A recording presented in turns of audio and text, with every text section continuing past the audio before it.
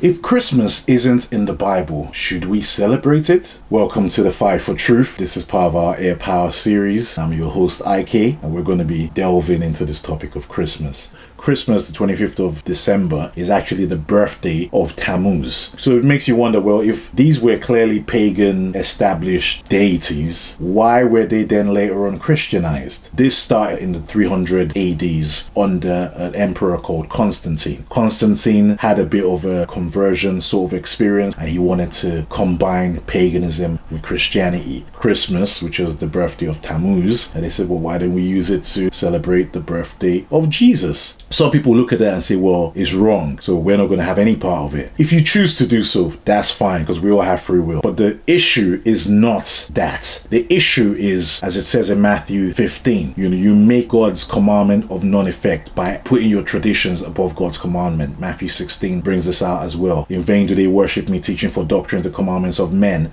rather than the commandments of God. So the issue is not that these things have been introduced. The issue is what we're going to see as we look at some verses in the Bible. In the book of Jeremiah, actually before Jeremiah, let's look at Ezekiel. Ezekiel chapter 8, it talks about Tammuz. In verse 14, it says, "Then he brought me to the door of the gate of the Lord's house, which was toward the north. And behold, there sat women weeping for Tammuz." So the Bible mentions Tammuz, which was the child that was born on the 25th, but it's not in a positive light. They were weeping for Tammuz. They were worshipping. Israel was in apostasy, and they were worshipping Tammuz. The women were weeping for him and baking cakes for him, rather than putting their worship towards God. That's what the issue is. We'll see that again in Jeremiah. Jeremiah chapter 10, it talks about how they would cut a tree out of the forest, and they would deck it with silver and with gold and all these things, and they would secure it in a place. Now, some people have said, well, this looks like what we call the Christmas tree.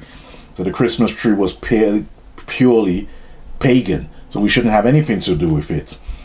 But is that what the issue is? Because you read further down, it says, "But they are altogether brutish," in verse 8, "and foolish. The stock is a doctrine of vanity." So it's talking about a doctrine, right? The doctrine of false worship. And as you keep reading, it goes into them. It says, "But the Lord is the true God. He is the living God, and at an everlasting King. At his wrath the earth shall tremble, and the nations shall not be able to abide his indignation." So the issue here is that these people carved out the tree, and as they carved out the tree, they decked it with all these ornaments, and then they worshipped it. Okay, now what does the Bible say about this? Well, in Romans, in Romans chapter 1, it tells us that we should not represent the Godhead. Actually, in Acts 17 verse 29, it says, "For as much then as we are the offspring of God, we ought not to think that the Godhead is like unto gold or silver or stone graven by art and man's device." The Godhead is talking about God the Father, the Son, and the Holy Spirit. So we shouldn't represent God or the Godhead with art or man's device. This could be a carving, this could be an image or a picture, right? We shouldn't represent the Godhead with anything that is pretty much tangible or visible. So what should we look at to see what the Godhead is like? Well, when you go to Romans chapter 1, it tells us in Romans 1 that as we look at nature, in verse 20, nature shows us what the Godhead is like. So as you look at God's handiwork in creation, in nature, we can see that it reflects the artist, which is God. That's how we're meant to see the Godhead, not through art or man's device or images, right? So to wrap this up, we're going to Exodus chapter 20. Now, Exodus chapter 20 is the 10 Commandments. And in the 10 Commandments, when you look at the second of the 10, look at what it says. It says, "Thou shalt not make," verse 4, "thou shalt not make unto thee any graven image or any likeness of anything that is in heaven above, or that is in the earth beneath, or that is in the water under the earth. Thou shalt not bow down thyself to them, nor serve them. For I, the Lord thy God, am a jealous God, visiting the iniquity of the fathers upon the children unto the third and fourth generation of them that hate me, and showing mercy unto thousands of them that love me and keep my commandments. What's the issue? The issue here is that those that hate God, they make images or carve out trees or whatever it is, and they worship them. God says, don't do this, right? Don't carve out these things and worship these things, because then we're not worshiping him anymore. Should we celebrate Easter? Should we celebrate Christmas? These are time monuments, family time and so forth.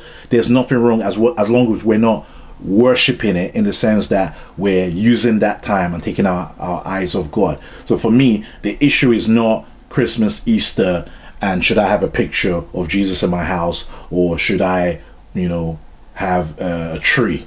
The issue is don't worship it, right? And as we see in the history that we looked at, Sunday was introduced, and later on actually there were laws put in place that if you didn't worship on Sunday, you would be persecuted. And the true Christians that wanted to worship on the Sabbath, the true day of worship, they had to run and hide in the mountains for their lives. So the issue is not Christmas or Easter or the tree.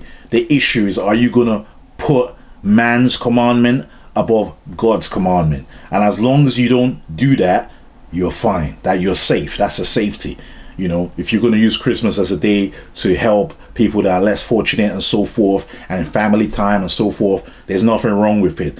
But don't worship the thing. Worship God. And as always, keep fighting for the truth.